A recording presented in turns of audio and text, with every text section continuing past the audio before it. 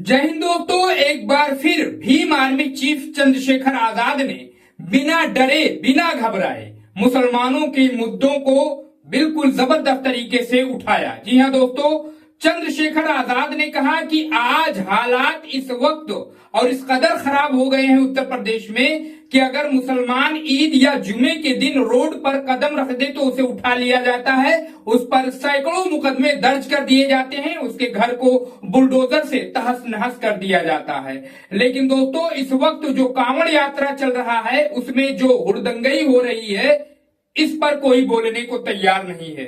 जी हां दोस्तों, हम आगे रिपोर्ट में बने रहिए, एकदम विस्तृत जानकारी आपको देंगे कि चंद्रशेखर आजाद ने और क्या क्या बातें कही इस मुद्दे को लेकर।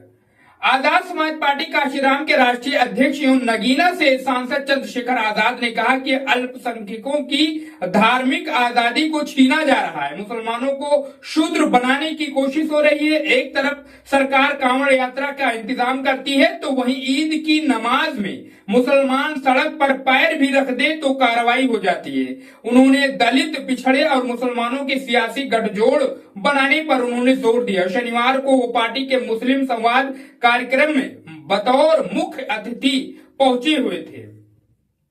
दोस्तों, आजाद पार्टी काशीराम की ओर से Atal Bihari Vajpayee scientific convention centre में आयोजित संवाद में उन्होंने कहा कि ये सिर्फ संवाद नहीं, आंदोलन की आवाज है, आंदोलन का आगाज है। आज मुस्कुराने का वक्त नहीं है। उन्होंने कहा कि मौजूदा समय में जो सरकार के साथ नहीं है उनके अधिकारों को छीना जा रहा है, उनका शोषण हो रहा है। यादव, लोधी, कुर्मी, साहू कोई बचा नहीं है। उन्होंने प्रदेश सरकार पर हमला करते हुए कहा कि मुख्यमंत्री बताएं, धामपुर में मुसलमानों की दुकानें क्यों बंद कराई गई? वो दुकानें तो मीट की नहीं, चाय और नाई की दुकानें थी, तो फिर क्यों बंद करवाई गई?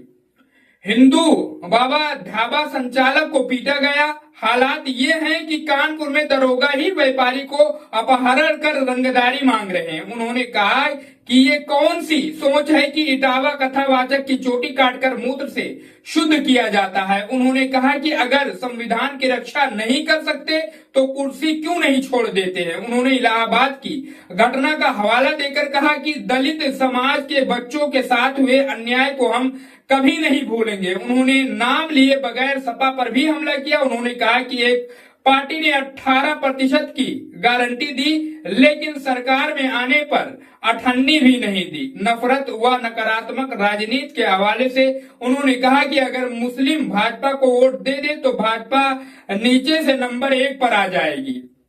दोस्तों, चंद्रशेखर आजाद ने कहा कि लोकतंत्र में जिनका वोट होगा उनका राज होगा। धार्मिक आजादी, अन्याय, जुल्म से सभी छुटकारा मिलेगा, सबको छुटकारा मिलेगा। जब हम सत्ता में होंगे हमें किसी को हराने के लिए नहीं बल्कि पार्टी को जिताने के लिए ताकत लगानी चाहिए। उन्होंने कहा कि आजाद पार्टी के संविधान में संख्या के हिसाब से भागीदारी का प्रावधान है। अगर हमारी सरकार बनी तो मुस्लिम, पिछड़ा, दलित कोई भी मुख्यमंत्री बन सकता है। उन्होंने कहा कि मुस्लिम संवाद के बाद हम पिछड़ा दलित सम्मेलन करेंगे।